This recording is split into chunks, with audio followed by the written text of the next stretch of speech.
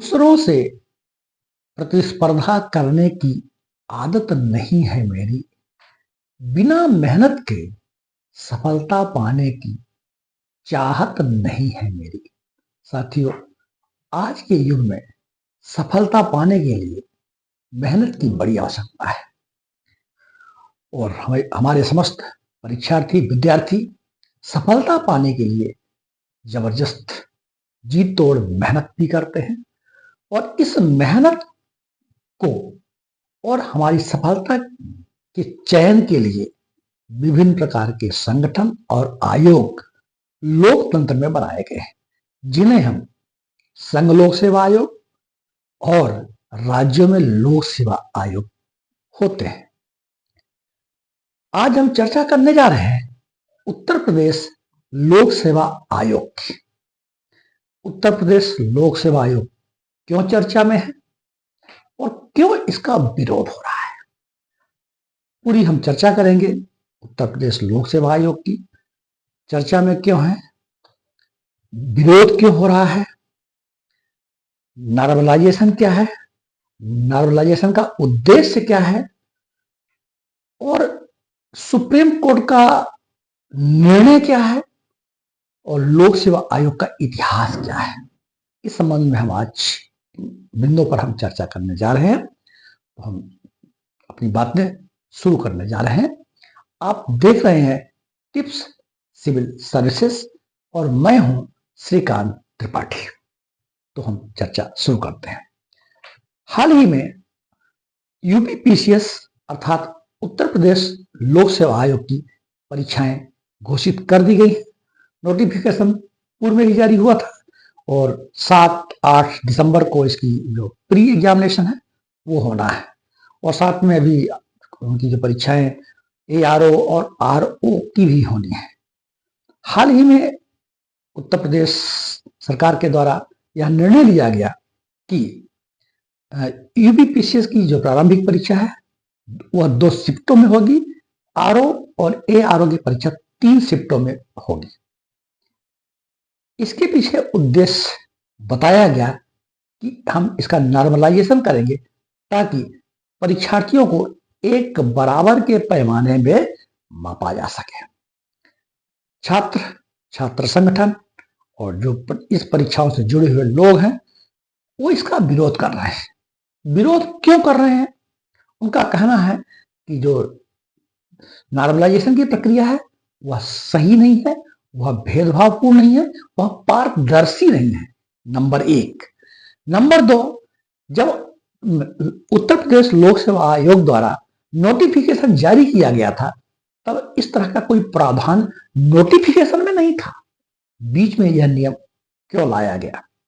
ये 2 बेसिक मुद्दे हैं और संगठन, छात्र संगठन इसका विरोध कर रहे हैं कि नॉर्मलाइजेशन नहीं होना चाहिए, एक ही दिन में और एक ही शिफ्ट में परीक्षा होना चाहिए। अब सरकार का तर्क, नॉर्मलाइजेशन का उद्देश्य क्या है?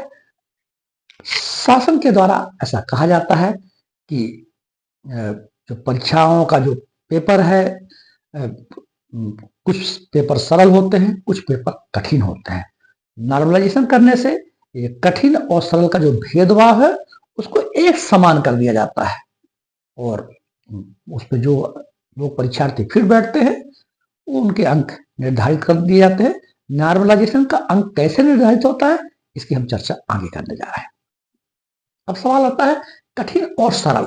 सरल और कठिन क्या है? सरल और कठिन, कोई परीक्षार्थी बहुत अच्छी तैयारी कर लेता है, बहुत जीनियस होता है, इंटेलिजेंट होता है, इन्फॉर्मेटिव होता है, पॉजिटिव होता है, उसके लिए परीक्षा हो सकता है सरल हो। पूछे गए प्रश्न उसके ग्रिप में हो, उसके पढ़े हुए हो, सरल होगा।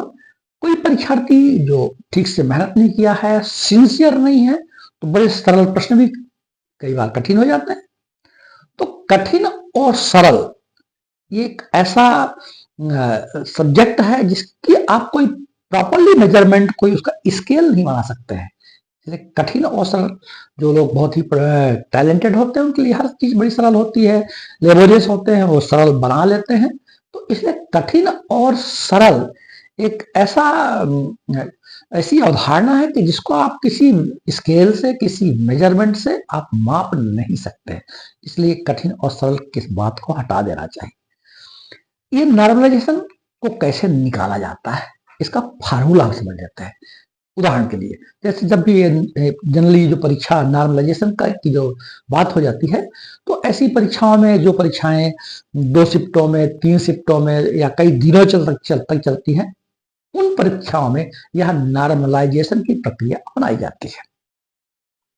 इसका फार्मूला, साधारण सा फार्मूला ये है कि जैसे मान लीजिए एक शिफ्ट में परीक्षा हुई और उस परीक्षा में एक टॉप करने, जो भी परीक्षार्थी ने टॉप किया है, उस टॉपर के अंक को 100% 100% मान लिया जाता है। ये बेस अंक बन गया। अब उस शिफ्ट में जो भी लोग बैठते हैं, तो उसको निकालने का फार्मूला है कि उस शिफ्ट में बैठने वाले कुल अभ्यर्थियों की संख्या डिवाइडेड बाई उस शिफ्ट में शामिल हुए कुल परीक्षार्थियों की संख्या गुणे 100, यानी जितने परीक्षार्थी बैठे और जितने कुल अभ्यर्थी थे उनको डिवाइड कर लेते हैं, उसमें से जो अंक प्राप्त होता है उसका 100 से गुणा कर देते हैं, तो जो अंक प्राप्त होता है वो उस एक परीक्षार्थी का स्कोर मान लिया जाता है।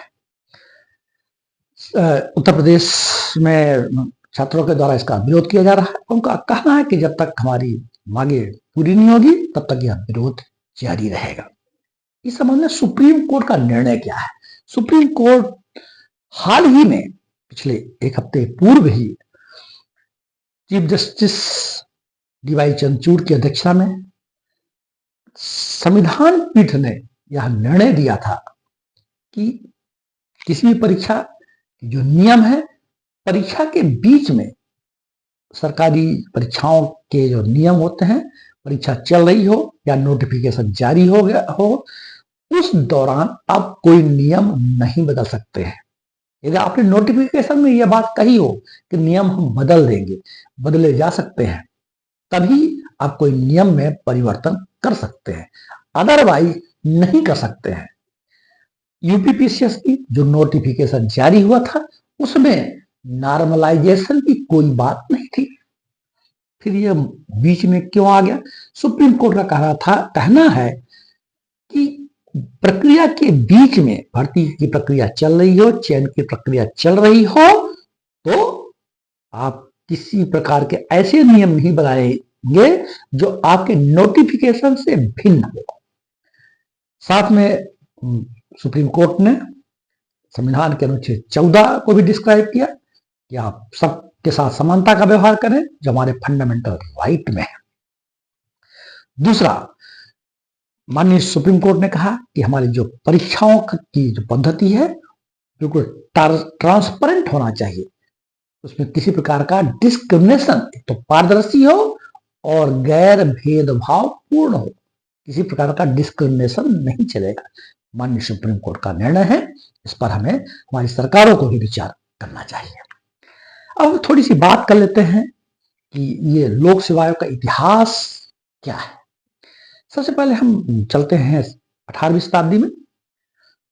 एक समाजशास्त्री हुए मैक्स वेबर। मैक्स वेबर ने नौकरशाही की अवधारणा दिया। उन्होंने नौकरशाही में निष्पक्ष नौकरशाही की, और नौकरशाही का जो मॉडल है, आइडियल टाइप, माने नौकरशाही का आदर्श प्रारूप की जो विशेषताएं दी थी, उनमें भी उन्होंने कहा था कि नौकरशाही का जो चयन है वह निष्पक्ष हो और मेरिटोरियस हो, गुणवत्ता के आधार पर चयन हो। यह नौकरशाही के संगठन की विशेषता होना चाहिए। पुराने जमाने में राजा का लड़का राजा या कोई इस टाइप, मतलब कोई मेरिटोरियस चयन की प्रक्रिया नहीं होती थी। बड़े लोगों के लोग बच्चे ऐसे ही नौकरी पा जाया करते थे। लेकिन मैक्स वेबर ने कहा था कि नौकरशाही में जो लोक सेवाएं हैं वह निष्पक्ष होना चाहिए और उसके लिए चयन संगठन होना चाहिए। यह बात चलती रही। हम आ जाते हैं ब्रिटिश शासनकाल में भारत की स्थिति में।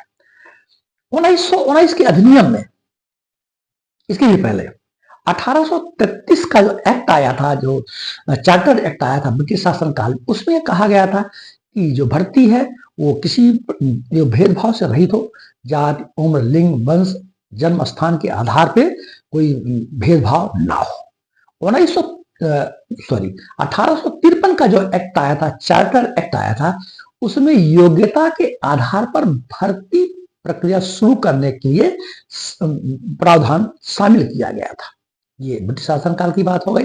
फिर 1919 का 1919 भारत सरकार का अधिनियम, जिसको आप मांटेंगे स्पोर्ट्स सुधार की बोलते हैं, भारत सरकार अधिनियम 1919 में कहा गया था कि निष्पक्ष भर्ती के लिए मेरिटोरियस सिलेक्शन के लिए लोक सेवा आयोग होना चाहिए। इसके लिए 1923 में ली आयोग, इसको जिसको आप रॉयल कमीशन भी कहते हैं, ली आयोग भी कहते हैं, इसका गठन किया गया और ली आयोग ने 1924 में अपने रिकमेंडेशन, अपनी संस्तुतियां प्रस्तुत की। इसी रिकमेंडेशन के आधार पर 1 अक्टूबर 1926 को प्रथम बार लोक सेवा आयोग का गठन किया गया। फिर 1935 का अधिनियम आ गया। 1935 के अधिनियम में भी फेडरल पब्लिक सर्विस कमीशन, संघ लोक सेवा आयोग की बात की गई। देश आजाद हुआ 1950 में फेडरल पब्लिक सर्विस कमीशन का नाम बदलकर यूनियन पब्लिक सर्विस कमीशन कर दिया गया। संविधान का जो अध्याय 14 है, अनुच्छेद 315 से 323 तक संघ लोक सेवा आयोग और सभी राज्यों में राज्य लोक सेवा आयोग के गठन की बात की गई। 2 से अधिक राज्यों के लिए संयुक्त लोक सेवा आयोग के गठन की बात भी की गई। लोक सेवा आयोग का एक अलग चैप्टर है, इसको हम कभी अलग से इस पर चर्चा करेंगे, इसको हम डिस्क्राइब करेंगे। आज जो मेन मुख्य मुद्दा था कि जो Uttar Pradesh public service commission को लेके विरोध था, नॉर्मलाइजेशन के लेके जो विरोध, जो प्रोटेस्ट हो रहा है, उसकी चर्चा हमने कर लिया। साथियों, हमने अपनी बात रखी है। मैं आशा करता हूं कि आप हमारी बात को समझे होंगे। ये जो पूरी पद्धति है कैसी है, आप हमारी बातों को शेयर कर सकते हैं, लोगों को बता सकते हैं, चैनल को सब्सक्राइब कर सकते हैं और फीडबैक अवश्य देना चाहिए, ताकि तो मेरा मनोबल भी बढ़ेगा, हमें और भी प्रोत्साहन मिलेगा, साथ ही हमें अपनी कमियां भी पता चलेगी। आप लाइक भी कर सकते हैं, डिसलाइक भी कर सकते हैं। डिसलाइक करते समय आपको बताना चाहिए कि कहाँ कमी है, ताकि दोबारा हम उस कमी को दूर कर सकें। जय हिंद, जय भारत।